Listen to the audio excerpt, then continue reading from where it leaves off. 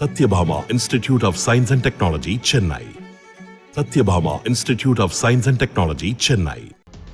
கர்நாடக மாநிலம் ராய்ச்சூரைச் சேர்ந்த காதர் பாஷா டிரைவராக வேலை பார்க்கிறார். திருமணமாகி குடும்பம் உள்ள நிலையில் திருமணமாகாத புஷ்பவதியுடன் பழக்கம் ஏற்பட்டு தகாத உறவாக மாறியுள்ளது. பின்னர் புஷ்பவதிக்கு மாருதி என்பவருடன் திருமணம் நடந்துள்ளது.